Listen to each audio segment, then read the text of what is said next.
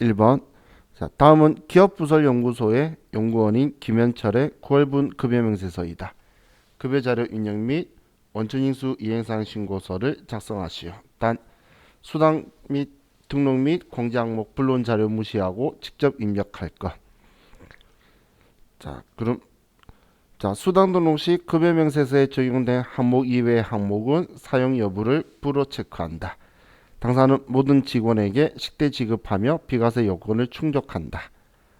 다음, 당사는 본인 명의의 차량을 업무 목적으로 사용한 직원에게 자가운전 보조금을 지급하며 실제 발생된 시내교통비를 별도로 지급하지 않는다. 그럼 이해도 비과세란 이야기죠. 다음, 당사는 기업부설연구소의 법적 요건을 충족하며 기업연구소 연구보조비는 비과세 요건을 충족한다. 그럼 지금 식대 자가운전 보조금 그리고 연구보조비는 비과세 요건 충족하는 거고, 원천징수 이행사항 신고서 작성과 관련하여 토널 미환급세액은 18만 원이다. 별도의 환급 신청은 하지 않는다. 자, 그럼 급여자료 입력을 먼저 들어가서 급여자료 입력에서 수당공제를 먼저 클릭하시고, 자, 급여 순서대로 보면, 자, 직책수당은 뭐 당연히 과세로 쓸 거고, 식대 비과세니까 그대로 쓰고, 자가운전 보조금도 비과세니까 그대로 쓰고, 연장 수당도 그냥 그대로. 근데 연장 수당이라는 말은 지금 얘가 뭐 야간 근로 수당인지 알 수가 없죠. 그럼 찝찝하면, 자, 얘는 특별한 뭐 이야기 없으니까 연장 수당 그냥 과세로 만들어서 연장 수당 쓰고. 순서가 얘가 너무 많이 올라갔구나. 자, 다음 우리 기업연구소 연구보조비는 비과세 요건을 충족하니까 이번 비과세에 기업연구소 연구보조비 그리고 F2번 눌러서 연구보조비 기업연구소 거. 그럼 나머지 사용하지 않는 거는 전부 다 부로 하자고 했죠. 그러면 지금 항목이 다섯, 여섯 개 순서대로 일치하게 나와 있네요. 자, 그럼 이제 확인을 하고, 자, 우린 9월분 급여고 9월분 급여 지급일은 10월 10일이죠. 자, 문제 10월 10일 확인하셨죠?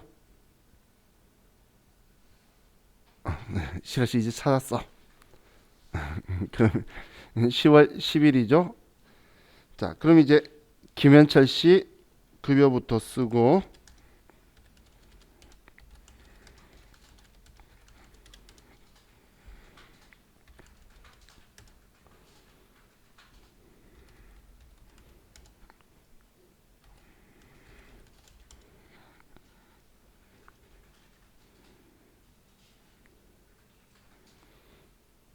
자, 지금처럼 입력했을 때 문제 공제 총액이 보이면 이 총이 맞으면 다 일치한 거죠. 이게 문제에서 이해가 안 나올 때는 뭐 일일이 100% 대조하는데, 아니 이게 이렇게 적혀 있을 때는 보면 얘하고 일치하면 뭐 내가 위에 있는 금액 다 정확하게 썼겠죠. 뭐 몇십 원까지 나오는 거니까. 자, 그럼 이제 급여 입력이 끝났고, 자, 간혹 이런 식으로 나오니까 원천징수 이행사항 신고서 할 때에 여러분들 실수하시면 안 돼요. 지금 얘는 9월달 근무한 거를 지급을 10월달에 했죠. 그러면 귀속은 9월 9월, 지급은 10월 10월이라고 해야지 얘가 나오게 되겠죠. 자, 그리고 전월 미환급세액이 18만 원이 있고, 환급 신청을 했다라고 하면 여기에 69,570원 쓰는 거고, 한다고 하면 지금은 하지 않는다라고 했으니까 그냥 여기 비워두는 거예요. 그죠? 자, 그럼 이렇게 하고 저장 버튼 누르면 창 닫고 저장 버튼 누르면 끝났네요. 자, 다음 연말정산 문제로 가서 자, 6월 1일 입사한 최민국의 전 근무지 근로소득 원천징수 영수증 자료와 연말정산 자료는 다음과 같다. 전 근무지를 반영한 연말정산 추가자료 입력 메뉴에 소득명세, 월세주택 임차 차입 명세 및 연말정산 입력 탭을 입력하시오. 단 최민국은 무주택 세대주이며 부양가족 없다. 부양가족 없으면 전부 다 본인 거 쓴 거네요. 아래 있는 내용이. 자, 그럼 먼저 전 근무지를 보고 자, 입력을 할게요. 자, 연말정산 추가자료 입력 가서 F2번 눌러서 최민국 사원 선택하고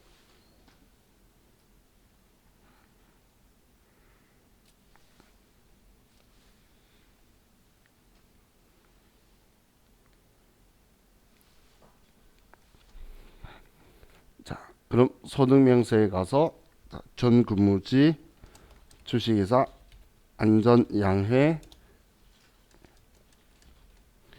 급여 1,800만 원에 상여 200만 원.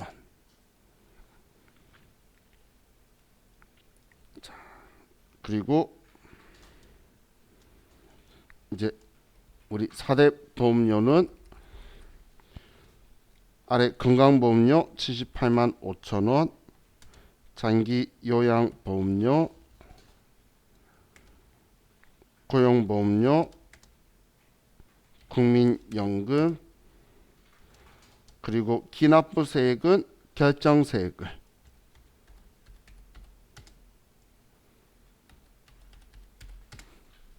이걸 써주면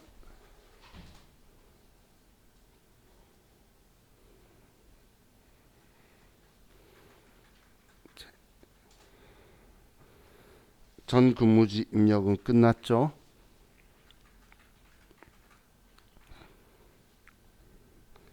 자, 다음 이제 연말정산 관련 지출 금액에서 자, 보험료, 자동차 보험료, 저축성 보험료, 저축성 보험료는 안 되고. 자, 그럼 자동차 보험료면 75만 원. 자, 그럼 보장성 보험 일반에 75만 원이라고 쓰고. 자, 모두 다 본인 거죠. 부양가족 없으니까. 그럼 치료 목적 허리 디스크 수술비 최민국 신용카드 사용.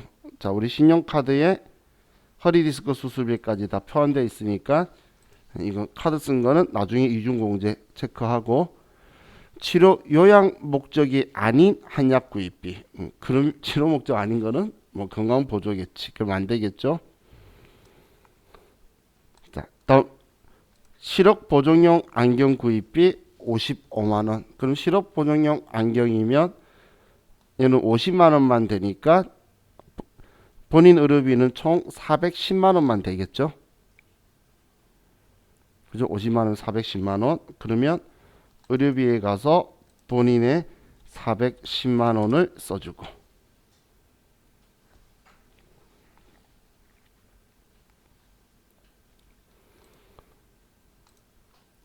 다음 교육비에서 대학원 등록금은 본인이니까 되죠. 대학원 본인만 되니까. 영어 학원비는 업무 관련성 없음 적혀 있으면 당연히 안 되는 거고 업무 관련성 있으면 그래도 안 되는 거죠. 천천히 대답하지. 자, 우리 본인 직무능력 개발 훈련을 제외하고 학원비는 안 된다라고 했죠. 그래서 업무 관련이 있든 없든 안 되는 거예요. 얘는.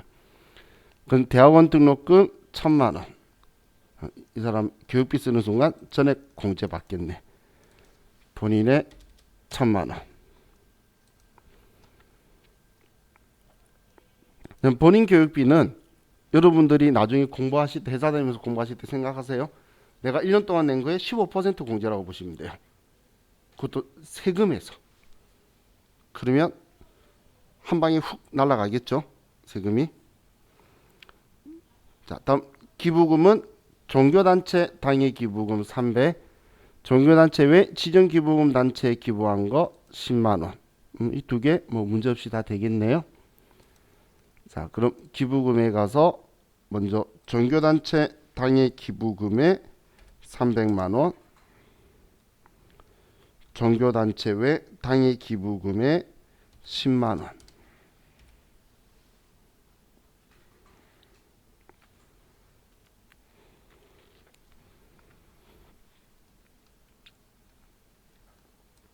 자, 다음 신용카드 사용액에서 신용카드 3,400이 있는데 이 중 800만원은 본인이 근무하는 법인의 비용 해당분이고 이건 안 되죠. 사업자 경비 처리한 거는 안 되는 거고 360만원은 허리디스크 수술은 뭐 이중공제되니까 들어가 있어도 문제 없겠죠.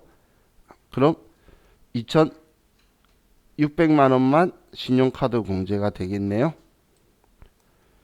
자, 그럼 신용카드로 가서 2,600만원만 써주고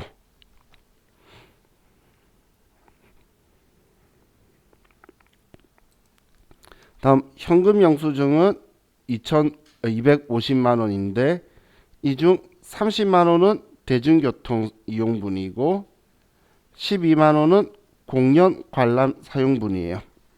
자, 그럼 지금 이 사람에 대해서는 뭐 총급여도 3,920만원이고 뭐 그러면 7천만원 이하니까 뭐 도서공연도 문제가 없죠. 지금 여기 대놓고 적혀있죠. 아래에 도서공연 7천이라고 아래쪽에 총급여 보고 싶으면 위쪽에도 적혀있으니까 여기에서 확인하시면 돼요. 자, 그럼 이 두 개는 따로 쓸 거니까 빼고 42만원을 빼면 208만원만 현금 영수증에 쓰고 도서 공연에 12만원 그리고 우리 현금 대중교통에 30만원.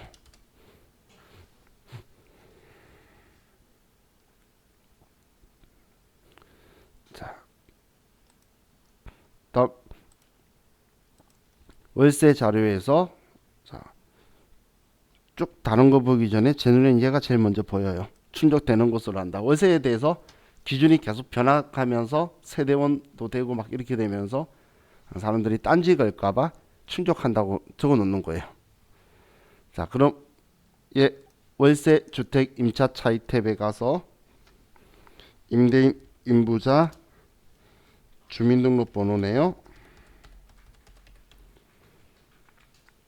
유형은 다가구 주택,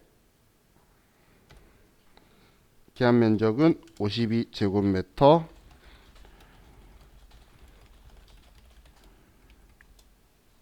기간은 2020년 1월 1일부터 2020년 12월 31일, 연간 월세액은 480만원이다.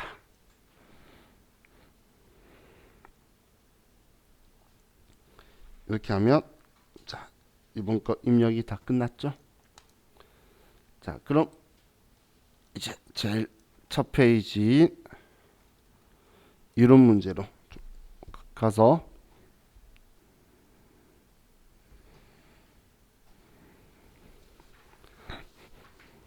자, 1번 문제부터 볼게요.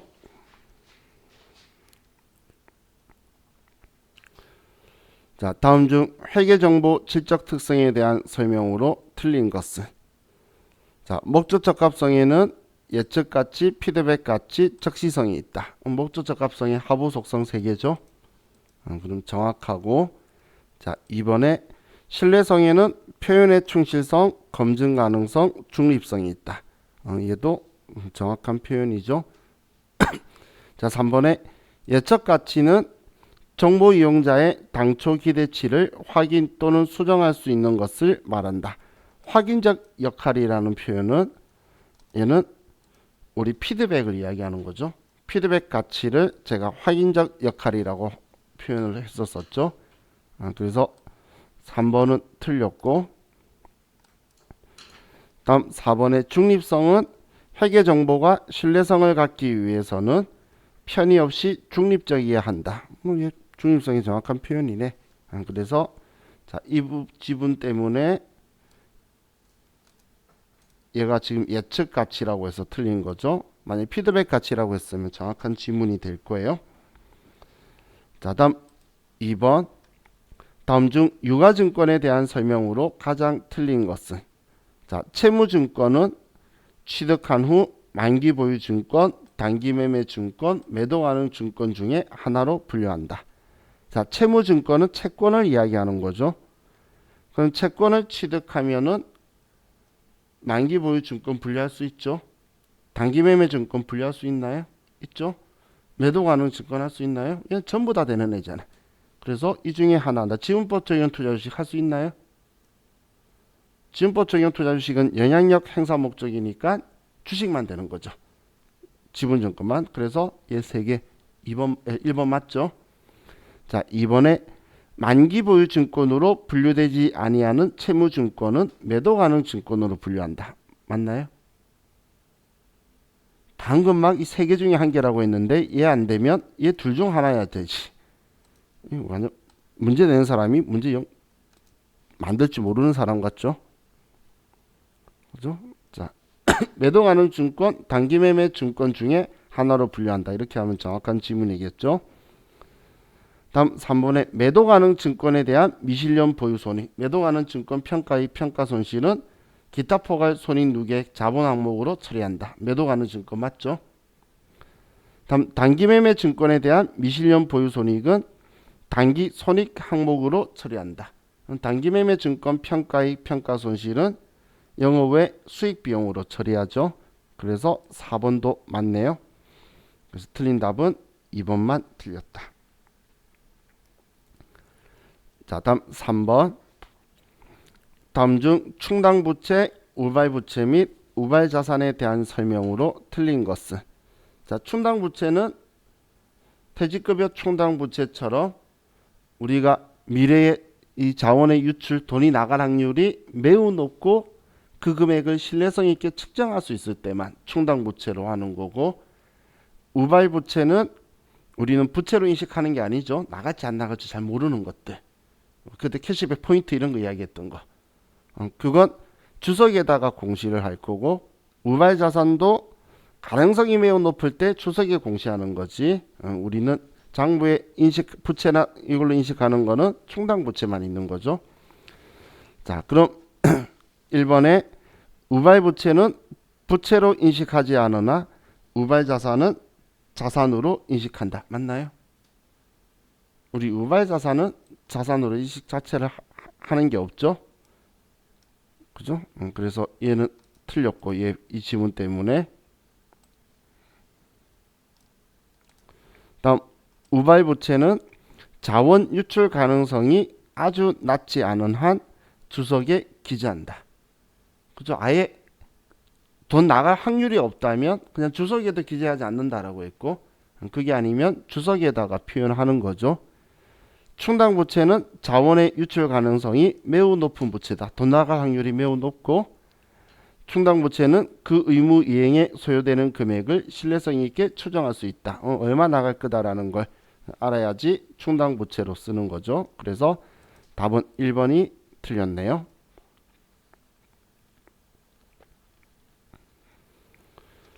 자, 다음 4번. 다음 중 자본거래에 관한 설명으로 가장 틀린 것은? 자, 1번 자기 주식은 취득원가를 자기 주식의 감목으로 하여 자본 조정으로 회계 처리한다. 맞나요?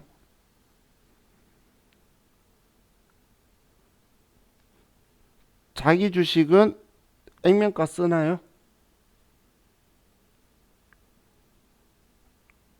제가 액면가 쓰는 계정 과목 뭐뭐 있다 그래서 두 개밖에 없다 그랬어요. 자본금하고 사채 이 계정 과목 말고는 액면가 쓰는 거 아니라 그랬잖아. 그럼 그냥 취득한 가격을 자기 주식의 가격으로 쓰죠. 그죠? 그래서 자기 주식은 취득한 가격을 자기 주식 액면가 1,000원이라 하더라도 1,200원에 취득했으면 1,200원이라고 쓰는 거예요. 그리고 자본 조정으로 분류하니까 1번 맞죠? 자, 이번에 자기 주식을 처분하는 경우 처분 금액이 장부 금액보다 크다면 그 차익을 자기 주식 처분 이익으로 하여. 맞죠? 자기 주식은 그냥 장부 금액보다 많이 받으면 자기 주식 처분 이익이잖아요. 그럼 이 자기 주식 처분 이익의 성격이 뭐죠? 성격이라는 분류. 자본금, 자본잉여금, 자본조정 이런 것들 있잖아. 이 분류 중에 얘는 뭐죠?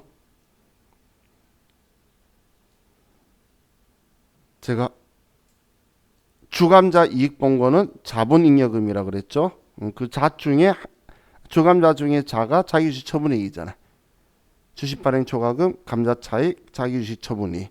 그럼 자본잉여금인데 여기에 자본 조정으로 처리한다 해서 이 뒷부분 때문에 틀린 거예요. 앞부분은 맞고, 그죠? 자기주식 처분 이익까지는 맞는데 얘 분류가 자본 조정이 아니고 자본잉여금이죠. 자, 다음 3번. 처분 금액이 장부 금액보다 작다면 그 차익을 자기 주식 처분 이익의 범위 내에서 상계 처리하고. 왜냐면 장부 금액이 처분 금액이 장부 금액보다 작다는 건 손해 보고 팔았으면 자기 주식 처분 손실 바로 처리하는 게 아니고 자기 주식 처분 이익을 먼저 우선 상계하고, 그러고도 손해 본 돈이 더 있으면 자본 조정에 자기 주식 처분 손실로 회계 처리한다. 맞죠? 자기 주식 처분 손실은 자본 조정으로 분류되는 거고. 다음 4번에 이익잉여금 처분으로 상각되지 않은 자기 주식 처분 손실은 향후 발생하는 자기 주식 처분 이익과 우선적으로 상계한다. 자, 이게 무슨 말이냐면 자기 주식 처분 손실이 생겼어요. 그럼 이 자기 주식 처분 손실은 자본 조정이죠. 자본 조정은 우리는 제가 언젠가는 없앨 거다. 5년 안에 얘를 상각해 가면서 없애버릴 거예요. 그럼 그런 걸 없애는 작업을 하지 않고 남아 있다면 자기 주식 처분 이익이 났을 때에 자기 주식 처분 손실을 우선적으로 상계한다는 거예요. 당연한 이야기죠. 그래서 답 틀린 거는 2번이 틀렸네요. 자, 5번에 다음 중 현금 및 현금성 자산에 대한 설명으로 틀린 것은. 자, 현금은 뭐 지금 즉시 현금화할 수 있는 것. 현금성 자산은 취득일로부터 3개월 이내에 현금화할 수 있는 자산. 그럼 첫 번째, 취득 당시 만기가 1년인 양도성 예금 증서는 현금 및 현금성 자산에 속한다. 만기가 1년인 거는 단기 투자 자산이죠. 현금 및 현금성 자산이 아니죠. 그래서 얘 때문에 일단 얘는 틀렸고. 지폐와 동전 그리고 동전은 현금 및 현금성 자산에 속한다. 지폐하고 동전은 현금이니까. 다음, 수표와 수입인지는 현금 및 현금성 자산이라고 볼 수 없다. 자, 우표 개념 과목 만약에 쓴다면 아무 말이 없다면 통상적으로 뭐 쓰죠? 우표. 자, 우체국에서 하는 것들 뭐라 그랬어요? 내가 기억하자고 우체국이 인터넷 선도 깔고 전화 선도 깔고 통신비라고 한다라고 했죠? 그죠? 자, 혹시 우체국이 그런 거 깔았다는 것만 기억하면 안 돼요. 자, 수입인지는 우리 공과금 같은 거나 이런 것들을 우리 돈 미리 내고 그 인지 받는 거죠. 세금과 공과로 처리하겠죠. 그럼 현금이 현금성 자산이랑 그림은 비용 처리되는 것들이죠. 그럼 통신비, 세금과 공과 이런 비용 계정 과목이잖아요. 다음 4번에 직원 가불금은 단기 대여금으로서 현금 및 현금성 자산이라고 볼 수 없다. 우리 이거 진종 단기 채권 이런 식으로 대여금 성격으로 처리하는 거지 현금성 자산으로 보는 게 아니죠. 얘들 둘 다 없다라고 줬으니까 정확한 지문이고 틀린 건 1번이네요. 자, 다음 6번. 다음 중 원가에 대한 설명으로 가장 틀린 것은. 1번. 직접 재료비는 기초 원가에 포함되지만 가공 원가에는 포함되지 않는다. 우리 직접 재료비, 직접 농업비는 기초원가 혹은 기본원가. 제가 그 말 막 섞어 쓴다라고 했죠. 문제 낸 사람이. 그럼 가공비, 가공원가는 직접 농업비, 제조 간접비니까 직접 재료비 포함 안 된다. 가공비에. 맞죠? 다음 직접 농업비는 기초원가와 가공원가 모두에 해당한다. 직접 농업비는 중간에 있어서 양다리 걸치고 있는 거였죠. 다음 3번 기회비용 기회원가는 현재 이 대안을 선택하지 않았을 경우 포기한 대안 중 최소 금액 또는 최소 이익이다. 자, 제가 전에 그 남자 3명 가지고 여자 이야기할 때 결혼한 남자 말고 그 남자는 매몰 원가였고 대통령하고 백수였을 때 어느 게 기회원가였죠? 대통령, 내가 뭔가 선택함으로써 포기하게 된 대안 중에 가장 효익이 높은 게 기회원가예요. 가장 낮은 거는 회피 가능 원가였죠. 근데 얘는 최소 금액, 최소 이익이라 그랬으니까 이 뒤쪽에 있는 지문 때문에 얘가 틀렸죠. 그렇죠? 자, 다음 4번에 제조 활동과 직접 관련이 없는 판매 관리 활동에서 발생하는 원가. 이 판관비 이야기하는 거네요. 이건 당연히 비제조 원가라 한다. 제가 전에 우리 원가 처음에 이야기할 때 재무회계 하신 분들은 다 잘 알아요.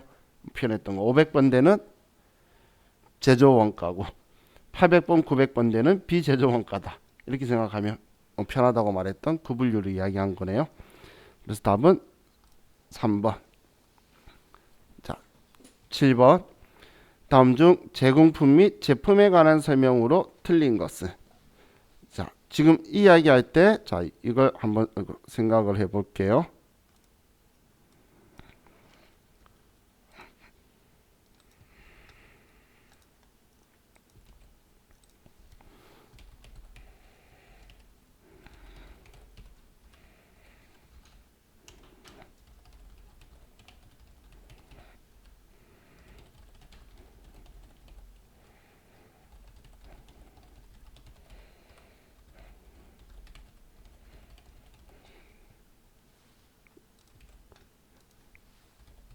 이게 계속 잘 안 되시는 분들은 참 볼 때마다 갑갑하신 마음이 좀 생기실 거예요.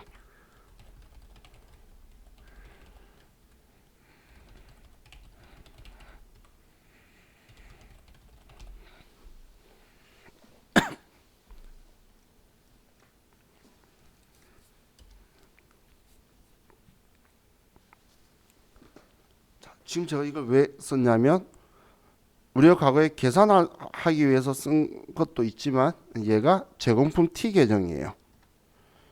그럼 지금 여기에서 얘의 총계정 원장에서 흐름대로 하는 게, 자, 여기 보기에 적혀 있는 표현이에요. 단기 제품 제조 원가는 제공품 계정에 대변에 기입한다. 단기 제품 제조 원가는 제공품 계정에 대변에 기입하죠. 제품 계정에는 차변에 기입하는 거고 제품에서는, 제공품에서는 대변에 기입한다니까 1번 맞는 거예요. 그렇죠? 다음 2번에 매출 원가는 제품 계정에 대변에 기입한다. 매출 원가 제품 계정에 대변에 기입한다. 적어놓고 보면 1번, 2번 무슨 말인지 그만 눈에 보이죠? 자, 다음 3번 기말 제공품은 손익계산서에 반영된다. 자, 여기에서 손익계산서에 반영되는 건 뭐가 반영될까요? 지금 얘네들이 손익계산서에 들어가 있죠. 여기까지는 우리 제조원가 명세서고 기말 제공품은 재무상태표로 갈 거예요. 얘는 손익계산서로 갈 일이 없죠. 얘는 재무상태표도 가고 기말 제품 재고액은 그리고 손익계산서도 가고 다 들어가는데 기말 제공품은 제조원가 명세서와 재무상태표에만 가지 손익계산서에 안 가니까 3번은 틀렸고. 자, 다음 직접 재료비, 직접 농업비, 제조 간접비 합계를 단기 총 제조 원가란다. 정확한 지문이죠. 그래서 답은 3번이 되네요. 자, 다음 8번. 자, 주식회사 3개는 직접 배분법을 이용하여 보조부문 제조 간접비를 제조부문에 배부하고자 한다. 보조 부분 제조 간접비를 배분한 후 절단 부분의 총 원가는 얼마인가? 자, 이쪽을 물어봤는데, 자, 그럼 자, 이걸 가지고 자, 보면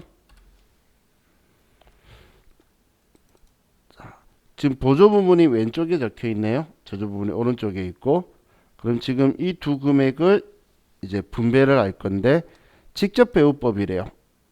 직접 배우법은 지금 이걸 전혀 신경 안 쓰고 무시해 버리는 거죠. 보조 부분 간의 영역 수소 관계를 무시하고 얘네들이 쓴 비율대로만 나눌 거예요. 그럼 우리 위에 전력 부분이 먼저 적혀 있으니까 전력 부분을 보면 전력 부분은 발생한 원가가 20만 원인데 이 20만 원을 5대 5로 썼네요. 그럼 따로 안 써도 반반 썼다는 거잖아요. 그럼 얘 10만 원, 얘 10만 원. 지금 이 비율로 한 거예요. 전력 부분 쓴 게 똑같이 썼으니까. 다음 수선 부분은 발생한 원가가 40만 원인데 자, 이 40만 원이 6대 2로 썼네요. 그러면 40만 원 곱하기 6 나누기 8 하면 얘는 30만 원이고 그럼 얘는 10만 원이죠. 사실 지금 얘만 해도 되는데 일부러 그냥 얘도 그냥 같이 써보는 거예요. 지금 물어본 거는 저딴 부분 얘 물어봤거든. 그럼 지금 물어본 게 절단 부분의 총원가 혹은 총제조 간접비 말하면 지금 얘네들 합이죠. 그래서 답은 70만 원이 되겠네요. 배부하고 혹은 배부한 후 그 이야기죠. 그래서 답은 2번이 되네요.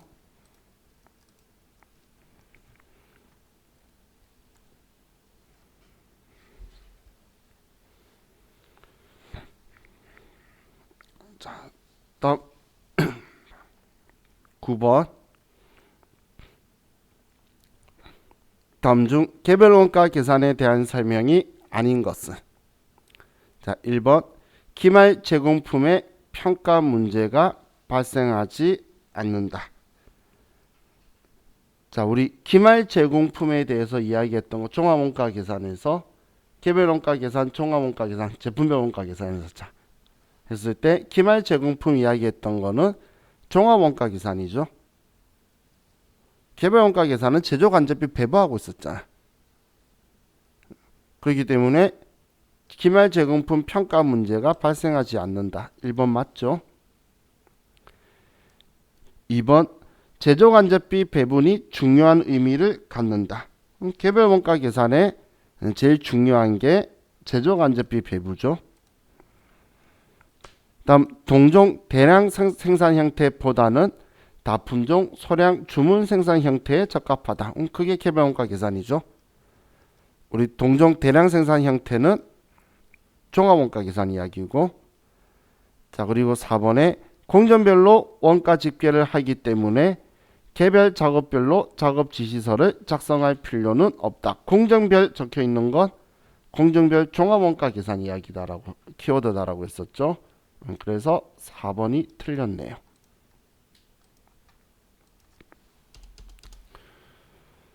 자, 다음 10번.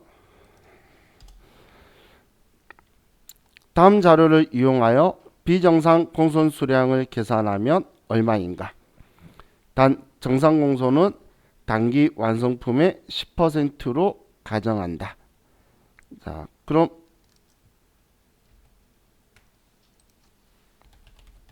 제공품 써서 기초, 착수, 기말, 완성. 그럼 기초는 200개, 착수는 600개, 기말은 50개, 완성은 650개. 그럼 자 여기 이렇게 하게 되면 공소는 총 100개가 발생을 했죠. 자, 100개 발생한 거 이해가시나요? 자, 그럼 공손이 100개인데 그럼 정상 공손은 몇 개가 되죠?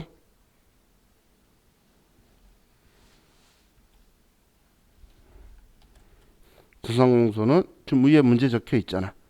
완성품이 650개. 이거의 10%니까 얘는 65개가 되겠죠. 정상 공손은. 그럼 비정상 공손은 정상 공손 100개에 빼기 전체 공손 100개 중에 정상 공손 65개를 빼면 35개가 비정상 공손이죠. 그죠? 우리 공손 분량 난 것 중에 정상 공손 빼면 나머지는 비정상 공손이다. 이런 원리로 계산하는 거죠. 그래서 답은 4번이 되네요. 제가 너무 열심히 썼는데 사실 여러분 안 산대죠. 이렇게 더하면 800개, 이렇게 하면 700개, 100개 분량인데 완성품이 정상 공손이 완성품 10%래. 그럼 65개네. 그럼 100개에서 65개 빼면 되잖아. 그죠? 자, 다음 이제 11번 볼게요. 자, 11번. 다음은 부가가치세법상 사업자 단위 과세 제도에 대한 설명이다. 가장 틀린 것은 자, 항상 주사업장 총괄납부 제도인지 사업자 단위 과세 제도인지 이걸 잘 보셔야 돼요. 자, 이번엔 사업자 단위 과세 제도. 1번 사업장이 둘 이상 있는 경우에는 사업자 단위 과세 제도를 신청하여 주된 사업장에서 부가가치세를 일괄하여 신고와 납부 세금계산서를 수취할 수 있다. 그럼 사업자 단위 과세 제도는 사업자 등록번호를 하나로 만들어서 한 군데 주 사업장에서 전부 다 우리는 신고 납부 다 하는 거죠. 이게 사업자 단위죠. 이번에 주된 사업장은 법인의 본점 또는 개인의 주 사무소로 한다. 다만 법인의 경우에는 지점을 주된 사업장으로 할 수 있다. 맞나요? 사업자 단위 과세 제도의 특징이 본점하고 개인 사업자는 주 사무소만 되지 지점이 안 된다는 게 사업자 단위 과세 제도의 특징이죠. 주 사업장 총괄 납부 제도는 되는데 얘는 안 된다고 했잖아요. 그래서 제가 과거에 다녔던 회사가 사장님이 지방 사람이라서 지방의 주 사업장을 잡기 위해서 본사는 서울인데 주 사업장 지방 잡기 위해서 주 사업장 총괄 납부 제도를 쓰는 회사에 다녔었어요. 그래서 지금 얘는 이 지문 때문에 틀린 거죠.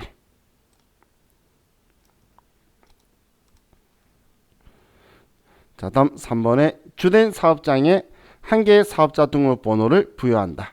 맞죠? 사업자 단위 과세제도 특징이죠. 다음 4번에 사업장 단위로 등록한 사업자가 사업자 단위 과세 사업자로 변경하려면 사업자 단위 과세 사업자로 적용받으려는 과세기간 개시 20일 전까지 변경 등록을 신청해야 된다. 맞죠? 20일 전에 사업자 등록하고 관련된 거는 20일 전에 해야 되는 20일 라임이 있다라고 했어요. 자, 그래서 2번. 자, 우리 주사업장 총괄납부 제도하고 사업자 단위 과세 제도 이걸 섞어 가지고 여러분한테 현혹되도록 질문 자주 나와요. 지금처럼 주사업장을 어디 삼을 수 있냐? 혹은 주사업장 총괄납부 제도는 제가 지문 그 제도 이름에 답이 있다라고 했죠. 납부만 하는 거고 신고는 사업장별로 각각 해야 되는데 신고 납부를 한 번에 한다라고 이런 식으로 나와서 또 오답 지문도 나오고 그렇게 두 개 가지고 서로 섞어서 질문 잘 내니까 정확하게 인지하고 계시면 답을 좀 원활하게 잘 찾으실 수 있을 것 같아요. 자, 다음 12번. 다음은 부가가치세법상 영세율과 면세에 대한 설명이다. 가장 틀린 것은 1번 재화의 공급이 수출에 해당하면 면세를 적용한다. 맞나요? 수출하면 영세율이지 면세 아니죠. 정말 지금 저와 같이 봐서 그렇지 시험 때 보시면 눈에 팍 안 들어와요. 이 글자들이. 그죠?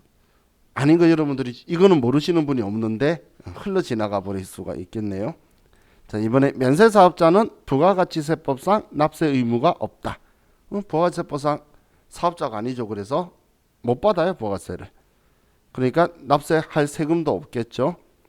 다음 3번 간이과세자는 간이과세를 포기하지 않아도 영세율 적용받을 수 있다. 간이과세자는 영세율 적용도 받고 의제매입세 공제도 받고 전부 다 돼요. 간이과세자가 대손세 공제는 안 돼요. 자, 다음 4번에 토지를 매각하는 경우에는 부가가치세가 면제된다. 맞죠? 토지는 면세제화니까. 그래서 1번 얘 때문에 틀렸네요. 자, 다음 13번. 다음은 수정세금계산서 또는 수정전자세금계산서 발급 사유 및 발급 절차에 대한 설명한 것이다. 가장 틀린 것은 자, 1번 계약의 해제로 재화의 용역이 공급되지 아니한 경우 이때는 계약이 해지된 때에 그 작성일을 계약 해제일로 적고 비고란에 처음 세금계산서 작성일을 덧붙여 적은 후 붉은색 글씨로 쓰거나 음의 표시로 하여 발급한다. 자, 여러분들은 이런 문제가 나왔을 때 포인트를 어디로 잡냐면 지금 계약의 해제죠.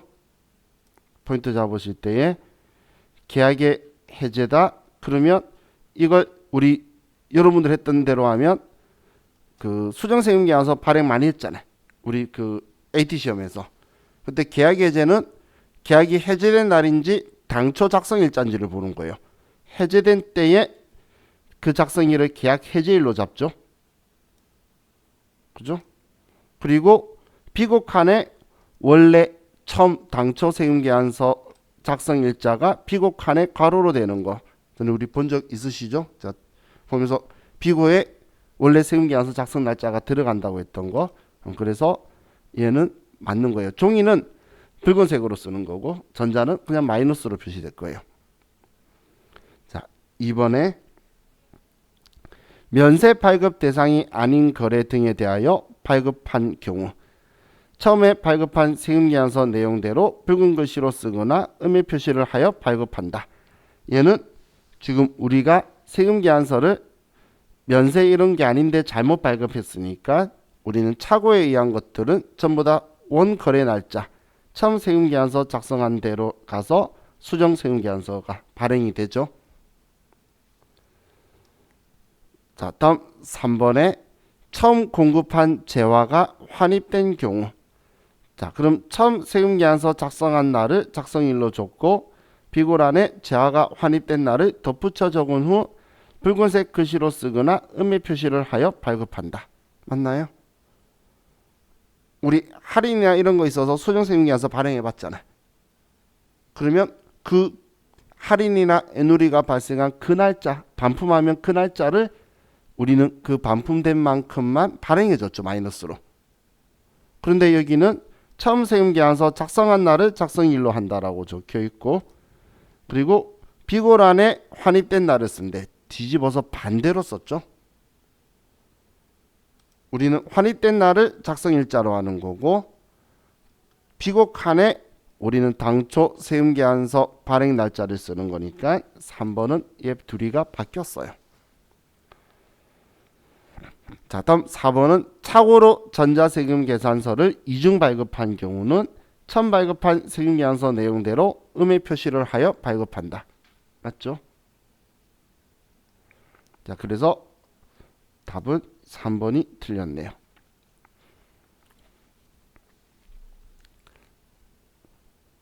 자, 14번. 다음 소득세법상 납세 의무자에 대한 설명이다. 가장 틀린 것은 1번 외국을 항행하는 선박 또는 항공기 승무원의 경우 생계를 같이 하는 가족이 거주하는 장소 또는 승무원이 근무기간 외 기간 중 통상 체제하고 있는 장소가 국내에 있을 때는 당해 승무원의 주소는 국내에 있는 것으로 본다.